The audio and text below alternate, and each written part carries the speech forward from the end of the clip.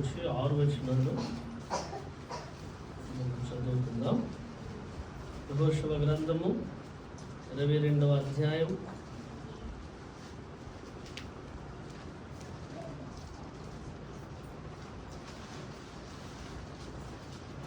మొదటి నుంచి 6 వచనాలు చదువుతారు ఎవరైనా?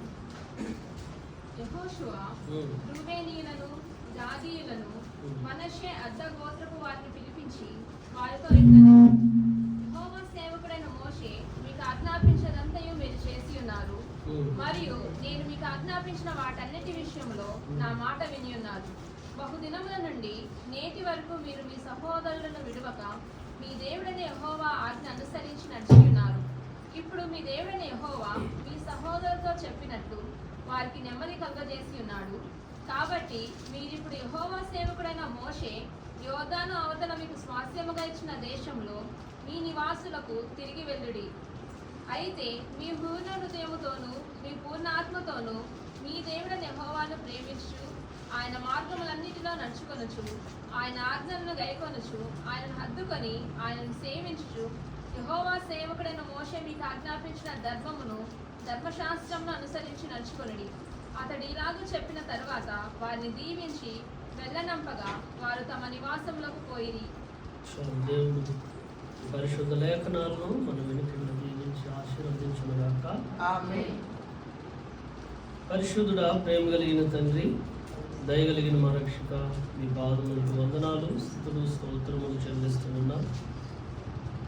గడిచిన కాలం అంతయు మీ కృపారెక్కల నీడలో మమ్మల్ని కాచి భద్రపరిచి ఆరోగ్యమును ఆహారమును మాకు సమృద్ధిగా దయచేస్తూ మా మార్గాల్లో మీరు తోడై ఉన్న దేవుడై ఉంటూ ఉన్నారు తండ్రి. మీకు స్తోత్రములు చెల్లిస్తూ ఉన్నాం.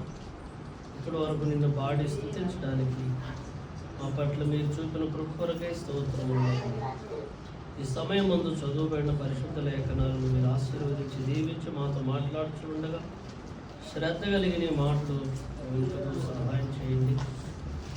ఈ మాటల ప్రకారంగా మేము నిన్ను అనుసరించి నిన్ను మహిమపరిచి నిన్ను ఆరాధించుటకు కృప చూపుతున్నాము.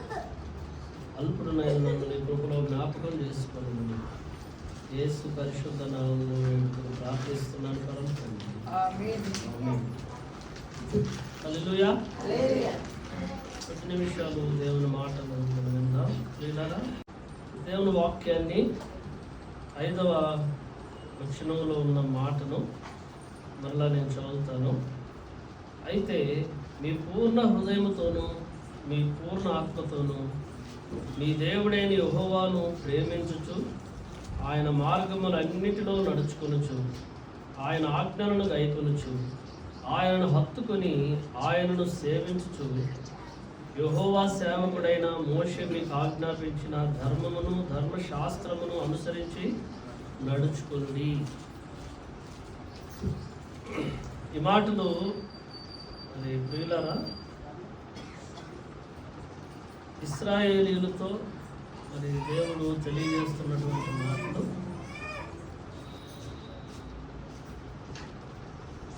ఇక్కడ ఉన్నటువంటి విషయం ఏమిటంటే, దేవుడు మోషే ఉన్నప్పుడే ఇశ్రాయేలు 12 గోత్రాలలో యోర్దానుకు యువతల వైపు 9.5 గోత్రాల వారిని, యోర్దానుకు యువతలి వైపు 2.5 గోత్రాల వారిని ఉంచాడు. యోర్దాను మధ్యలో వారికి సరిహద్దుగా పెట్టి ఒకవైపునేమో 9.5 గోత్రాలు, ఒకవైపు ఏమో 2.5 గోత్రాలు. ఈ మనష్షే గోత్రము అర్ధగోత్రము ఒకవైపునుంది, అర్ధగోత్రము ఇంకో వైపున ఉన్నది. అయితే యెహోషువ ఈ 2.5 గోత్రాల వారితో చెబుతున్నాడు ఈ మాటలు. ఎవరు వారు అని అంటే, రూబేనీయులు, గాదీయులు, మనష్షే అర్ధగోత్రపు వారు. వారిని పిలిచి వారితో ఇట్లనెను. ఈ 2.5 గోత్రాల వారితో దేవుడు మరి యెహోషువతో ఈ మాటలు తెలియజేస్తూ ఉన్నాడు. ఏమని చెప్తున్నాడు అని అంటే, మీ పూర్ణ హృదయంతోనూ మీ పూర్ణ ఆత్మతోనూ మీ దేవుడైన యెహోవాను ప్రేమించుచు ఆయన మార్గములన్నిటిలో నడుచుకొనుచు ఆయన ఆజ్ఞలను గైకొనుచు ఆయనను హత్తుకొని జీవించాలి. హత్తుకొని జీవించడం అంటే దేవుణ్ణి విడిచిపెట్టగా మీరు బ్రతకాలి అని చెబుతా ఉంది. కాబట్టి ప్రియులారా, మోషే ఉన్నన్ని దినాలు ఇదే మాట ఇశ్రాయేలీలతో చెప్పాడు. మోషే చనిపోయిన తర్వాత యెహోషువ ఇశ్రాయేలీయులకు నాయకుడై వారితో మరి ఇశ్రాయేలీయులతో యెహోషువ అవే మాటలు చెబుతూ ఉన్నాడు. ఏంటి అవంటే దేవుని హత్తుకొని జీవించాలి. అయితే వీళ్ళు అలా ఉన్నారా అని అంటే అలాగే ఇప్పటి వరకు జీవించారు అని యెహోషువే సాక్ష్యం ఇస్తూ ఉన్నాడు. యెహోషువ 22వ అధ్యాయం 2వ వచనంలో మనం గమనిస్తే, యెహోవా సేవకుడైన మోషే మీకు ఆజ్ఞాపించినదంతయు మీరు చేసి ఉన్నారు అని చెప్తా ఉన్నాడు. ఇప్పటి వరకు దేవుడు ఆజ్ఞాపించిన వాటన్నిటిని, అంటే మోషే ద్వారా ఇచ్చిన ఆజ్ఞలన్నిటిని వీళ్ళు ఏం చేశారంట? మీరు చేసి ఉన్నారు. ఆజ్ఞల ప్రకారంగా మీరు జీవించారు. మరియు నేను మీకు ఆజ్ఞాపించిన వాటన్నిటి విషయంలో నా మాట మీరు విని ఉన్నారు. వింటున్నారు జాగ్రత్తగా. మోషే ఆజ్ఞాపించిన మాటల ప్రకారం జీవించారు. యెహోషువ చెప్పినటువంటి మాటల ప్రకారం వాళ్ళు అనుసరించి నడుచుకున్నారు. అలాగనే దినముల నుండి నేటి వరకు మీ సహోదరులను విడవక మీ దేవుడని యెహోవా ఆజ్ఞ అనుసరించి నడిచి ఉన్నారు. మోషే చెప్పినట్లుగా నడుచుకున్నారు.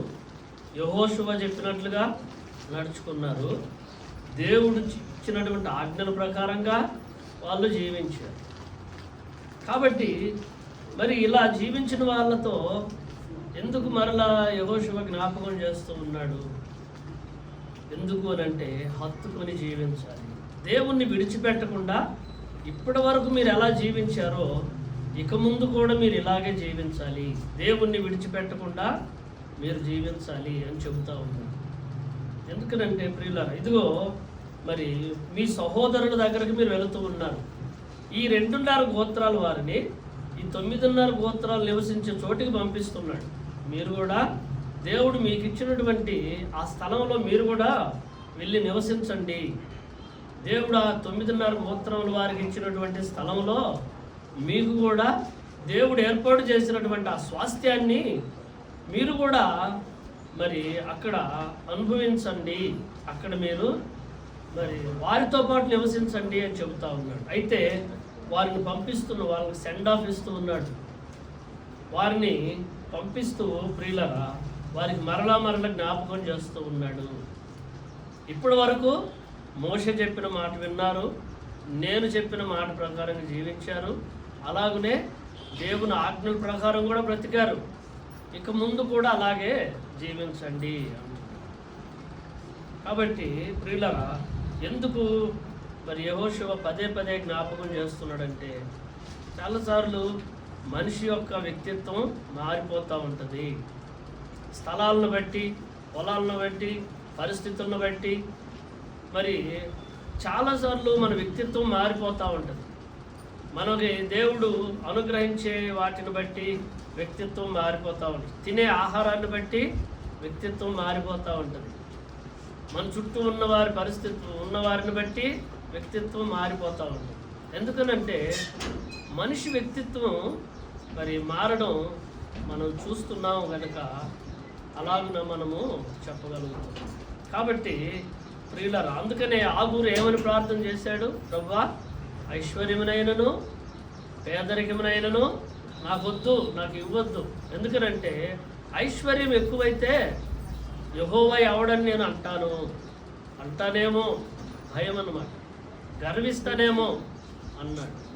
పేదరికము ఇస్తే నేను దొంగిలించి నీ నామానికి అవమానం తెస్తానేమో, మోసం చేస్తానేమో, అన్యాయంగా బ్రతికి మరి జక్కేలాగా సంపాదిస్తానేమో మరి అనుకున్నాడు. కాబట్టి ఐశ్వర్యమైనను పేదరికమునైనా నాకొద్దు, తగినంత ఆహారం నాకు దయచేయము అని ఆగూరు సామెతల గ్రంథం 30వ అధ్యాయంలో ప్రార్థన చేయడం మనం గమనిస్తూ ఉన్నాం.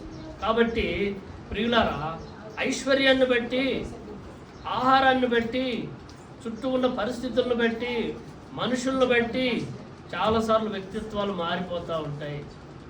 కాబట్టి ప్రియులారా, వీరు వారి సహోదరులను కలుసుకోవడానికి వెళుతూ ఉన్నారు.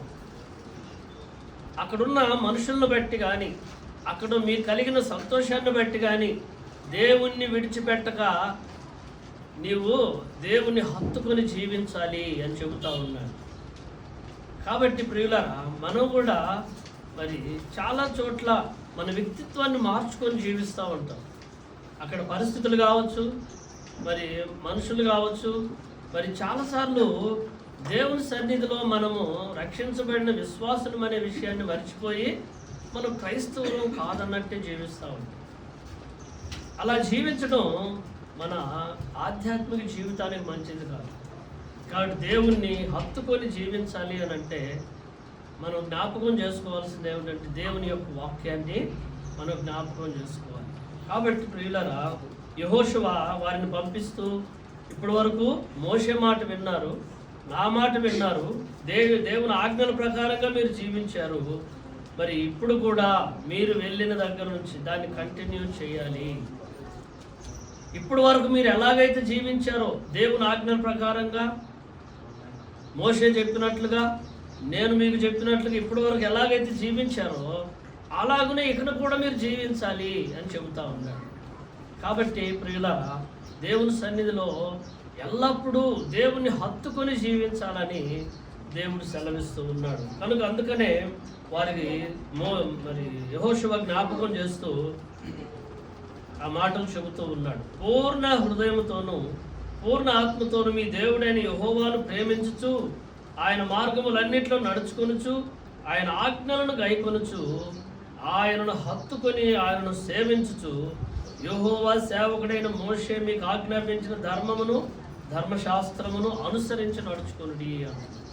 మోషే మీకు ఆజ్ఞాపించిన ధర్మము అనంటే దేవుని మార్గాల్లో మీరు నడవండి, ధర్మశాస్త్రము అనంటే దేవుని ఆజ్ఞల ప్రకారంగా మీరు జీవించండి అని చెబుతా ఉన్నాడు.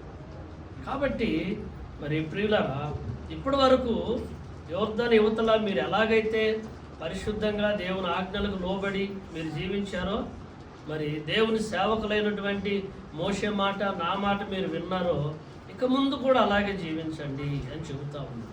అంటే యెహోషువ ఉద్దేశం కానీ మోషే ఉద్దేశం కానీ ఏంటి? ఎప్పటికీ దేవుణ్ణి మరి వెంబడించాలి, దేవునితో మీరు మమేకమై జీవించాలి, దేవుడు మిమ్మల్ని ఆశీర్వదిస్తాడు, దేవుడు మిమ్మల్ని మరి దీవిస్తాడు అని చెబుతూ ఉన్నాడు. కనుక ప్రియులారా, మన ఆధ్యాత్మిక జీవితం మధ్యలో ఆగిపోయేది కాదు, ఇది కంటిన్యూస్ ప్రాసెస్ అన్నమాట. మన రక్షణ జీవితం మన జీవితాంతం దేవునితో కలిసి నడిచేది, అంతేగాని మరి అవసరాలకు వాడుకునేది కాదు. ఇబ్బందుల్లో దేవుని సన్నిధికి వచ్చి అన్నీ బాగున్నప్పుడు మర్చిపోయేది కాదు. దేవుని సన్నిధిలో చివరి వరకు మన జీవితాంతం దేవుణ్ణి వెంబడించాలన్నది దేవుడు మనల్ని రక్షించాడు. కనుక అందుకనే మోషే ఉన్నన్ని దినాలు వారి జ్ఞాపకం చేస్తూ వచ్చాడు. ఇదిగో మీకు దేవుడు ఐగుప్తులో ఎన్ని మేలులు చేశాడో, అరణ్యంలో మిమ్మల్ని ఎంతగా పోషించాడో, ఇదిగో దేవుడు మీ ఎదుట జీవమును మరణమును ఉంచాడు అని చెబుతూ వచ్చాడు. కాబట్టి అదే విధానంలో యెహోషువ కూడా చెబుతూ ఉన్నాడు, మీరు ఎక్కడికి వెళ్ళినా, అవతల మీ సహోదరుల దగ్గరకు వెళ్ళినా కూడా మీరు ఎలా ఉండాలి? పూర్ణ ఆత్మతో పూర్ణ హృదయంతో మీరు దేవుని ఆజ్ఞలను పాటిస్తూ దేవుణ్ణి హత్తుకొని జీవించాలి. హత్తుకొని అంటే ప్రియులారా, దేవుణ్ణి విడిచిపెట్టకుండా ఉండాలి. ఈరోజు మన జీవితం ఎలా ఉందో మనం పరిశీలించుకొని మరి ముందుకు వెళ్ళాలి. దేవుణ్ణి విడిచిపెట్టిన వాళ్ళమైతే మనకి ఆశీర్వాదము దీవెన దొరకదు. విడిచిపెట్టడం అంటే దేవుని వాక్యానికి దూరమైపోవడం, దేవుని సన్నిధిలో ప్రార్థన లేకుండా జీవించడం, దేవుని సన్నిధికి దూరం అవడం. ఈ విధంగా దేవుని సన్నిధికి, దేవుని సహవాసానికి, వాక్యానికి, ప్రార్థన జీవితానికి దూరం అయిపోతే దేవుడు అనుగ్రహించేటటువంటి ఏది మన జీవితంలో మనం పొందుకోలేము. యెహోషువ చెబుతున్నాడు, మరి వారికి జ్ఞాపకం చేస్తున్న మాట ఏమిటంటే 4వ వచనంలో ఉన్నటువంటి మాట, ఇప్పుడు మీ దేవుడైన యెహోవా మీ సహోదరులతో చెప్పినట్లు వారికి నెమ్మది కలుగజేసి ఉన్నాడు. హల్లెలూయా. ఎందుకు? మోషే చెప్పిన మాటలు వారు విన్నారు, యెహోషువ చెప్పిన మాటలు విన్నారు, దేవుని ఆజ్ఞల ప్రకారంగా జీవించారు. ఇప్పుడు మీ దేవుడైన మరి యెహోవా మోషేకి చెప్పినట్లుగా, వాళ్ళకి చెప్పినట్లు, మీ సహోదరులతో చెప్పినట్లు వారికి నెమ్మది కలుగజేసి ఉన్నాడు. దేవునితో నడిచే వారికి ప్రియులారా ఏది కొదువు ఉండదు. నెమ్మది, సమాధానం, శాంతిని ఆయన అనుగ్రహించే దేవుడై ఉంటూ ఉన్నాడు. ఆ మాటలు పై భాగంలో యెహోషువ గ్రంథం 21వ అధ్యాయం అక్కడ రాయబడిన మాటలు 44వ వచనం చదువుదామా? యెహోషువ గ్రంథం 21వ అధ్యాయం 44వ వచనం. యెహోవా వారి పితరులతో ప్రమాణం చేసిన వాటన్నిటినీ ప్రకారము అన్ని దిక్కుల యందు వారికి విశ్రాంతి కలుగజేసెను. హల్లెలూయా. ఏం చేశాడంట? విశ్రాంతిని కలుగజేశాడు, విశ్రాంతినిచ్చాడు. యెహోషువ చెబుతూ ఉన్నాడు, వారికి నెమ్మదినిచ్చాడు. ఇంకా చదవండి కింద, యెహోవా వారి శత్రువులందరినీ వారి చేతికి అప్పగించి ఉండెను గనుక వారిలో ఒకడును ఇశ్రాయేలీయుల ఎదుట నిలవలేకపోయెను. యెహోవా ఇశ్రాయేలీయులకు సెలవిచ్చిన మాటలన్నిటిలో ఏది తప్పి ఉండలేదు, అంతయు నెరవేరెను. హల్లెలూయా. దేవుడు మాట ఇస్తే ఆయన తప్పక సమస్తాన్ని జరిగించే దేవుడై ఉంటూ ఉన్నాడు. మాట తప్పడం అది మనిషికి అలవాటు, కానీ దేవుడు మాట తప్పే దేవుడు కాదు. కనుక ప్రియులారా, దేవుడు ఇశ్రాయేలీయులతో మోషేతో చెప్పినట్లుగా వారు దేవుని ఆజ్ఞల ప్రకారంగా జీవించినప్పుడు వారికి విశ్రాంతినిచ్చాడు, వారి శత్రువుల మధ్య వారికి క్షేమాన్ని ఇచ్చాడు, నెమ్మదిని ఇచ్చాడు. అయితే ఈ విశ్రాంతిని, ఈ నెమ్మదిని, ఇటువంటి దేవుని కృపను మీరు విడిచిపెట్టకుండా ఉండాలంటే దేవుణ్ణి హత్తుకొని బ్రతకాలి. ఎవరు దేవుణ్ణి విడిచిపెడతారో, ఎవరు దేవునికి దూరంగా జీవిస్తారో వారు ఖచ్చితంగా కృంగిపోతారు, ధైర్యం చెడి జీవిస్తారు. ప్రియులారా, వారి జీవితంలో నిరీక్షణ అనేది ఉండదు. దేవుణ్ణి ఎవరైతే హత్తుకొని జీవించగలుగుతారో దేవుడు వారికి విశ్రాంతిని, నెమ్మదిని ఇస్తాడు, బహు ధైర్యం ఇస్తాడు, ప్రియుల క్షేమాభివృద్ధిని కలిగిస్తాడు. అదే మాట మరి యెహోషువ వారికి జ్ఞాపకం చేస్తూ ఉన్నాడు. మీ సహోదరులందరికీ దేవుడు విశ్రాంతిని ఇచ్చాడు, వాళ్ళ శత్రువుల మధ్య క్షేమాన్ని ఇచ్చాడు, వారి హృదయంలో నెమ్మదినిచ్చాడు. అందుకనే మీకు మరలా చెబుతున్నాను, ఇప్పటి వరకు దేవుణ్ణి మీరు హత్తుకొని ఎలాగైతే జీవించారో, ఇప్పటి వరకు మీరు మోషే మాటల ప్రకారంగా, నేను మీతో చెప్పిన మాటల ప్రకారంగా, దేవుని ఆజ్ఞల ప్రకారంగా ఎలాగైతే జీవించారు, ఇకను కూడా ఇదే జీవితాన్ని మీరు కొనసాగించాలి. మీరు ఎప్పుడైతే దేవుని విడిచిపెడతారో అప్పుడు మీరు దేవునికి దూరమైపోతారు. ఈ విశ్రాంతికి, హృదయంలో కలిగే నెమ్మది, క్షేమాభివృద్ధి అన్నిటికీ దూరం అయిపోతారు.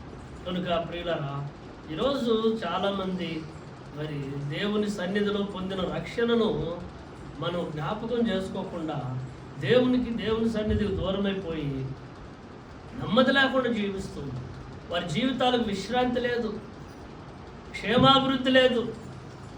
ఏమీ లేనప్పుడు నిరాశలోనే నువ్వు జీవిస్తావు. నిరాశలో, నిస్పృహలతో జీవించి నీ జీవితంలో ఏ ఆశ లేకుండా ప్రతి సమయం ముందు అధైర్యపడుతూ నువ్వు కృంగిపోతావు. కనుక మరి సమస్తమును ప్రియులారి దేవుని యొక్క మాటలు రాయబడి ఉన్నాయి. యెహోవా ఇశ్రాయేలీయులకు సెలవిచ్చిన మాటలన్నింటిలో ఏది తప్పి ఉండలేదు, అంతయు నెరవేరెను. ఈరోజు నువ్వు కనుక నీవు పొందిన రక్షణ శ్రేష్టమైందని ఎంచి ప్రభు అయిన యేసు క్రీస్తు త్యాగపూరితంగా కార్చినటువంటి రక్తంలో కడగబడ్డానని తెలుసుకుని నువ్వు జీవించగలిగితే దేవుడు ఏ వాగ్దానం చేసి నీకు ఆశీర్వాదం ఇచ్చాడో ఆ ఆశీర్వాదాలన్నీ నీ మీదకు వస్తాయి. దేవుడు వాగ్దానం చేసినట్లుగా నువ్వు జీవిస్తే ప్రతి వాగ్దానాన్ని నువ్వు పొందుకోగలుగుతావు. అయితే దేవుని హత్తుకొని మనం జీవించాలని దేవుడు సెలవిస్తుంది. కనుక మరి ప్రియులారా, ఇప్పుడు మన జీవితం ఎలా ఉందో మనం ఆలోచించుకోవాలి. దేవుని హత్తుకొనే జీవిస్తూ ఉన్నావా, లేకపోతే దేవుని విడిచిపెట్టి మన ఇష్టానుసారంగా మనం జీవిస్తూ ఉన్నాం? దేవుడైతే మరి మనలో ప్రతి ఒక్కరిని, సంఘాన్ని ప్రేమించి సంఘ క్షేమాభివృద్ధి కలిగించడానికి దేవుడు ఇష్టపడుతూ ఉన్నాడు. ప్రతి వ్యక్తిని దీవించడానికి, ప్రతి వ్యక్తికి విశ్రాంతినివ్వడానికి, ప్రతి వ్యక్తికి నెమ్మదినివ్వడానికి, ప్రతి వ్యక్తికి క్షేమాభివృద్ధి కలిగించడానికి దేవుడు మరి ప్రణాళిక కలిగి ఉన్నాడు. మరి రక్షణకు మరి దూరమై జీవిస్తూ ఉన్నావా, లేకపోతే దేవుణ్ణి హత్తుకొని బ్రతుకుతూ ఉన్నావా? నిజంగా ప్రియులారా, దేవుడు చెబుతున్న ఏ మాటను కూడా ఈరోజు మనం అర్థం చేసుకోలేక మనం జీవిస్తూ దేవుని సన్నిధికి, దేవుని రక్షణకు, దేవుని మందిరానికి మనం దూరమైపోయి విశ్రాంతి లేకుండా బ్రతుకుతున్నాం, నెమ్మది లేకుండా జీవిస్తూ ఉన్నాం. దేవుని యొక్క క్షేమాభివృద్ధికి మనం దూరమై బ్రతుకుతూ ఉన్నాం. అయితే దేవుడు ఇలా యెహోషువతో మరి మరలా వారి సహోదరుల దగ్గరకు పంపిస్తూ చెబుతూ ఉన్నాడు, ఇదిగో మీరు మీ సహోదరుల దగ్గరికి వెళ్ళిన తర్వాత కూడా ఇప్పటి వరకు ఎలాగైతే దేవుని మార్గాలు నడిచారో, ఇప్పటి వరకు ఎలాగైతే దైవ సేవకులు చెప్పినట్లుగా మీరు నడుచుకున్నారో, ఇక ముందు కూడా అలాగే నడవాలి. రక్షణ అంటే ప్రియులారా, రక్షణ అంటే ఇష్టం వచ్చినప్పుడు దేవుని మందిరానికి రావడం, ఇష్టం వచ్చినప్పుడు ప్రార్థన చేయడం, ఇష్టం వచ్చినప్పుడు వాక్యం చదవడం కాదు. ఇది బుద్ధిహీనులు చేసే పని. మనం జ్ఞానం కలిగిన వాళ్ళమైతే, నిజంగా దేవుని యొక్క మాటలు మనకు అర్థమైతే మనం ఖచ్చితంగా దేవుని హత్తుకొని జీవిస్తాం. దేవునితో మనం ఉండగలిగితే ప్రియులారా, దేవుడు మనల్ని క్షమిస్తాడు, ఆశీర్వదిస్తాడు. ఆయన మార్గాల్లో మరలా తిరిగి మనల్ని నడిపించి విశ్రాంతిని, నెమ్మదిని, సమాధానాన్ని, క్షేమాభివృద్ధిని కలిగిస్తాడు. ఎంతమందికి అర్థమవుతున్నాయి దినాల్లో ఈ మాటలు?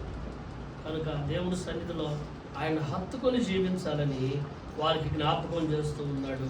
యెహోవా సేవకుడైన మోషే, యోర్దాను అవతల మీకు స్వాస్థ్యముగా ఇచ్చిన దేశంలో మీ నివాసములకు తిరిగి వెళ్ళుడి. అయితే జాగ్రత్త. ఈ అయితే అనే మాట ఎక్కడైతే బైబిల్లో మీకు కనిపిస్తుందో, అయితే అనే మాట ఎక్కడ కనిపించినా అక్కడ చాలా జాగ్రత్తగా మీరు చదవాలి. అయితే, కాబట్టి, మెట్టుకు ఇలాంటి మాటలు కనిపిస్తాయి. ఒక పారాగ్రాఫ్ స్టార్టింగ్లో, ప్రారంభంలో ఇవి కనిపిస్తాయి. కాబట్టి అన్నాడంటే పైన ఏదో దేవుడు మనకు ఆజ్ఞాపించి ఉన్నాడు అని. అయితే అని చెప్పాడంటే నువ్వు జాగ్రత్తగా ఉండాలని చెప్తావు. కాబట్టి ప్రియులారా, అయితే మీరు మీ సహోదరుల దగ్గరకు మీకు స్వాస్థ్యంగా ఇచ్చినటువంటి ఆ స్థలాలకు మీరు తిరిగి వెళ్ళండి. అయితే మీ పూర్ణ హృదయంతో, పూర్ణ ఆత్మతో మీ దేవుడైన యెహోవాను సేవించుచు, ఆయన మార్గములన్నింటిలో నడుచుకొనుచు, ఆయన ఆజ్ఞలను గైకొనుచు, ఆయన హత్తుకొని సేవించుచు, యెహోవా సేవకుడైన మోషే మీకు ఆజ్ఞాపించిన ధర్మమును, ధర్మశాస్త్రమును మీరు అనుసరించి నడుచుకోవాలి అని చెబుతా ఉన్నాను. ఈ విధంగా నువ్వు ఎప్పుడైతే చేస్తావో దేవుడు ఇశ్రాయేలులకు ఇచ్చినటువంటి విశ్రాంతిని, నెమ్మదిని, క్షేమాభివృద్ధిని మీకు అనుగ్రహిస్తాడు. దేవుడు మనందరి సంఘానికి అనుగ్రహిస్తాడు. ఇవేవి మనము ఇవేవి చేయకుండా క్షేమాభివృద్ధి కావాలి ప్రభువా, నెమ్మది కావాలి ప్రభువా, విశ్రాంతి కావాలి ప్రభువా అని ప్రార్థనలు చేస్తే వాటికి తగిన జవాబు మనకు దేవుని యొద్ద నుంచి రాదు. కాబట్టి ప్రియులారా, ప్రతి అంశం కూడా, ప్రతి వాక్యం మీకు అర్థమయ్యేటట్లు దేవుడు మాట్లాడుతూ ఉన్నాడు. ఇందులో ఎంత మరి చక్కగా దేవుడు రాయించాడు. ఇందులో ప్రతి మాట అర్థమవుతుంది. అర్థమైన విషయాన్ని పక్కన పెట్టి వాటిని పక్కన పెట్టేసి నా ఇష్టం వచ్చినట్లుగా నేను జీవిస్తానంటే దేవుడు అలాగా మనల్ని ఆశీర్వదించడు. కాబట్టి ప్రియులారా, వారు దైవ సేవకుల మాట విన్నారు, ధర్మశాస్త్ర ప్రకారంగా జీవించారు, ఆజ్ఞలను వారు పాటించారు. ఆ విధంగా వారు జీవించినప్పుడు దేవుడు వారికి విశ్రాంతినిచ్చాడు, శత్రువుల మధ్య క్షేమాన్ని ఇచ్చాడు, హృదయంలో నెమ్మదిచ్చాడు. కనుక ఇదే జీవితాన్ని మీరు కొనసాగించండి అంటున్నాడు. 8వ వచనంలో మిక్కిలి కలిమి గలవారై అతి విస్తారమైన పశువులతో, వెండితో, బంగారంతో, ఇత్తడితో, ఇనుముతో, అతి విస్తారమైన వస్త్రములతో తిరిగి మీ నివాసములకు వెళ్ళుచున్నారు. జాగ్రత్త. హల్లెలూయా. ఇదిగో దేవుడు మీ లేమిలో మీకు తోడయ్యుండి మీకు కలిమినిచ్చాడు. ఇప్పుడు విస్తారమైన మీకు పశువులు ఇచ్చాడు, బంగారం ఇచ్చాడు, వెండి ఇచ్చాడు, ఇత్తడి ఇచ్చాడు, మిమ్మల్ని బాగా ఆశీర్వదించాడు. కలిమి అంటే మంచి సంపద మీకు ఇచ్చాడు. వీటన్నిటిని చూసుకొని మీరు దేవుని మార్గాలు తప్పిపోవద్దు. మనిషికి ఉండే మరి జబ్బు ఏంటంటే అన్నీ బాగున్నాయంటే దేవుని దగ్గరకు అసలు రాము మనం. అయితే ప్రియులారా, మనం సంపాదించుకున్నవి ఉండొచ్చు, ఊడిపోవచ్చు, చెప్పలేము. గర్వించకూడదు. దేవుని మాటలు విని జాగ్రత్తగా జీవించాలి. ఈ సమయంలో మనము మొన్న జరిగినటువంటి ఆ వరదల పరిస్థితి మనం గమనిస్తే ఎంతోమంది ఇల్లు బాగా కట్టుకున్నారు, ఎంతోమంది బాగా సంపాదించుకొని ఉన్నారు. అవన్నీ ఏమైపోయినాయి? కట్టుబట్టలతో బయటకు వచ్చాయి. కట్టుబట్టలతో గర్వించకూడదు మనిషి. ఇప్పుడేదో నాలుగు మెతుకులు ఉన్నాయని, 4,000 లోపలికి వెళ్తున్నాయని, మనకున్నటువంటి సమృద్ధిని బట్టి గర్వించకూడదు. దేవుని సన్నిధిలో అతిక్రమించకూడదు ఆజ్ఞలని. కాబట్టి ప్రియులారా, మరణము, నష్టము ఎప్పుడు ఎలా వస్తుందో చెప్పలేము. చూస్తుండగానే ప్రియులారా 2 అంతస్తుల మేడ కూలిపోయిందండి. ఇక మరి ఏమి కూడా తీసుకొని రావడానికి కూడా అవకాశం లేదు. వాళ్ళందరూ కట్టుబట్టలతో బయటకు వచ్చారు. కొంతమంది వరదలు కొట్టుకుపోయారు. ఇల్లు బాగా కట్టుకున్నారు, సంపాదన బాగా సంపాదించారు. వారు ఇప్పుడు అన్నీ కోల్పోయారు. కాబట్టి ఇప్పుడున్న మన స్థితిని బట్టి అందుకే యెహోషువ జ్ఞాపకం చేస్తూ ఉన్నాడు, ఇప్పటి వరకు మీరు ఎలాగ క్షేమంగా ఉన్నారో అలాగే ఉండాలంటే దేవుని పూర్ణ ఆత్మతోను, పూర్ణ మనసుతో మీరు ఇలాగే కొనసాగాలి దేవునితో అని చెబుతుంది. కాబట్టి ప్రియులారా, మరణము కానీ, నష్టం కానీ, కష్టం కానీ ఏమి కూడా ఫోన్ చేసి రావు. ఇదిగో నేను వస్తున్న జాగ్రత్త అని చెప్పవు. నిన్న న్యూస్లో చదివితే బాబు 70 భార్యాభర్తలు ఇద్దరు 75 సంవత్సరాలు 70 సంవత్సరాలు వాళ్ళిద్దరికి వాళ్ళు సాయంత్రం వారి ఇంట్లో టీ పొడి లాంటి ఒక ప్యాకెట్ కనబడిందండి. అది పాలు కాసి దానిలో పోసుకొని తాగారు. 2 నిమిషాలలో అక్కడే నురుగ్గకి చచ్చిపోయారు. కారణం ఏమిటంటే ఒక కోతి పురుగుల మందు ప్యాకెట్ తీసుకొచ్చి ఇంట్లో పడేసింది. వీళ్ళు ఏమనుకున్నారంటే అది టీ పొడేనని పాలల్లో కలుపుకొని తాగారు. 70 సంవత్సరాలు అక్కడే చనిపోయినారు నురుగ్గకి. 2 నిమిషాలు. మరణము ప్రియులారా, నష్టము ఏది కూడా ఎప్పుడు ఏ మార్గంలో ఎలా వస్తుందో చెప్పలేదు. అందుకే దేవుడు ప్రతిసారి ఈరోజు దేవుని సన్నిధానంలో ఉన్న నీవు ధన్యుడువు, ధన్యురాలు. కాబట్టి గర్వించి కానీ, అతిశయించి కానీ, ఏ విషయంలో దేవుణ్ణి విడిచిపెట్టి తిరగొద్దు, దేవుని సన్నిధికి దూరం కావద్దు. ఇందుకే యెహోషువ చెబుతూ ఉన్నాడు, ఇప్పుడు ఉన్నట్టుగానే నువ్వు ఇక ముందు కూడా కొనసాగాలి అని చెబుతూ. కాబట్టి ప్రియులారా, ఒకవేళ ఇప్పుడు దేవునితో నీకు మంచి సంబంధం ఉంటే గాడ్ బ్లెస్ యూ, దేవుడిని దీవించను, అలాగే కొనసాగండి. లేదు, దేవుని సన్నిధిలో నేను దూరమే బ్రతుకుతున్నాను, దేవుని వాక్యంతో, దేవుని సన్నిధిలో చేసిన ప్రార్థనతో నేను సంబంధం లేకుండా బ్రతుకుతున్నాను అని అంటే ఇమ్మీడియట్లుగా వెంటనే దేవునితో సమాధానపడి ఆయన ధర్మశాస్త్ర ప్రకారంగా దేవుని కృపకు అప్పగించుకోండి. దేవుడు మిమ్మల్ని దీవించి ఆశీర్వదిస్తాడు.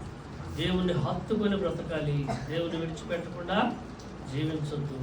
ఆయనతో మనం ఉన్నప్పుడు ఆయన సమస్తాన్ని మనకు అనుగ్రహించే దేవుడై ఉంటుంది.